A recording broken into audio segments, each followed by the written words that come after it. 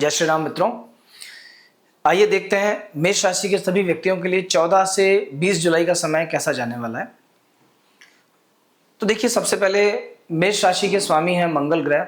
मेष राशि बहुत एनर्जेटिक राशि होती है, उत्साह के साथ में लोग अपना काम करते हैं, थोड़ा सा फायरी नेचर होता है, थोड़ा एग्रेसिव होता है। लेकिन किसी भी काम को जल्दी करना हो तो मेष राशि से अच्छा कोई नहीं हो सकता है। मेष राशि के स्वामी मंगल अभी पंचम भाव में विराजमान है। 5th हाउस में मंगल का गोचर चल रहा है केतु के साथ।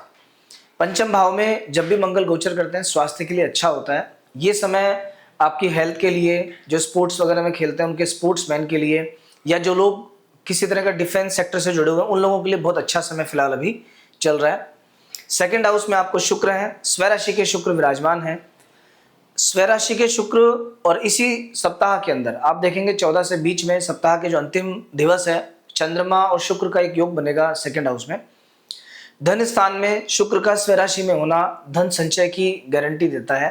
इस समय पर व्यक्ति का जो बैंक बैलेंस है वो बढ़ता है और स्थायी संपत्ति खरीदने के योग बनते हैं, जमीन, मकान, प्रॉपर्टी, इस तरह की चीजों का।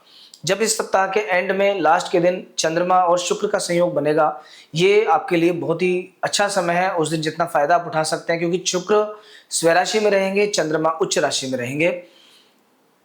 4th भाव के स्वामी का 2य भाव में जाना शुक्र के साथ निश्चित तौर पर डिजायर्स की फुलफिलमेंट का दिन होता है वो। बृहस्पति देवता 3य भाव में सूर्य के साथ हैं। सूर्य और बृहस्पति का ये संयोग गुरुवादित्य योग बनाता है। हालांकि ये संयोग केवल 14 और 15 तारीख को चलेगा, क्योंकि 16 तारीख के दिन सूर्य देव अपनी राशि बदल लेंगे और मिथुन राशि से कर्क राशि में सूर्य का आगमन हो जाएगा, जो लगभग 1 महीने तक चलेगा। लेकिन अभी ये सूर्य बृहस्पति का जो संयोग है ये बहुत अच्छा संयोग होता है। ये एक तरीके से व्यक्ति को उन्नति देता है, राजकीय सेवा में पदोन्नति देता है, सरकारी लोगों से बेनिफिट देता है। वैसे भी पहले बृहस्पति देवता अस्त चल रहे थे और अभी फिलहाल बृहस्पति का जो अस्त वाला समय है वो भी खत्म हो चुका है, क्योंकि 10 तारीख के बाद से समय भी ठीक हो गया है। तो फिलहाल ये 14 तारीख के बाद जो समय शुरू हो रहा है, 14, 15, 16, ये 3 दिन आपके लिए बहुत अच्छे दिन है किसी भी मुश्किल से मुश्किल कार्य को करने के लिए। विशेष तौर पे कोई ट्रेवल करने के लिए, अगर आप कहीं यात्रा करना चाहते हैं उसके लिए बेस्ट टाइमिंग है फिलहाल। 4th भाव में बुध का गोचर है, सुख सुविधाएं बढ़ाने वाला होता है। हालांकि 4थे घर में बुध बुद्धि में कभी कभी भ्रम उत्पन्न करते हैं। ऐसे व्यक्ति की जो निर्णय क्षमता इफेक्ट होती है, बहुत जल्दबाजी में लोग डिसीजन लेते हैं और कभी कभी गलत निर्णय भी ले लेते हैं। ओवर थिंकिंग परेशान करती है, बहुत ज़्यादा ओवर थिंकिंग। जल्दबाजी में आके आप व्यापार बदलने का, कोई व्यापार में किसी ज़्यादा लाभ के चक्कर में हानि करवाने का योग भी बन सकता है, ऐसा अभी चल रहा है। पंचम भाव के बारे में आपको मैं बता चुका हूँ पहले, मंगल केतु का योग है। 5वां घर होता है संतान का, पुत्र का, पेट का, मैनेजमेंट का, बुद्धि का। पंचम भाव में जब मंगल केतु का योग बनता है तो ऐसे व्यक्ति को इस समय पर पेट से जुड़ी तकलीफ कभी कभी हो जाती है, उनका थोड़ा सा ध्यान रखना। विशेष तौर पे अगर आपको कुछ अल्सर, गर्मी या इस तरह की प्रॉब्लम्स रहती हैं तो आपको फिलहाल बहुत ध्यान देने की आवश्यकता है। एक और बात, जब मंगल केतु का योग पंचम भाव में होता है तो व्यक्ति का रिश्ता टूटने का योग बनता है। अगर किसी की सगाई हो गई है तो सावधान रहिए, रिश्ता टूटने का योग बन सकता है। किसी रिलेशनशिप में आप हैं तो वहाँ झगड़ा होने का योग बनता है। वाइफ के साथ में किसी तरह का डिस्टर्बेंस हो सकता है, मिसकम्युनिकेशन हो सकता है, उसका भी ध्यान रखिएगा। 11th हाउस में राहु देव अभी गमन कर रहे हैं।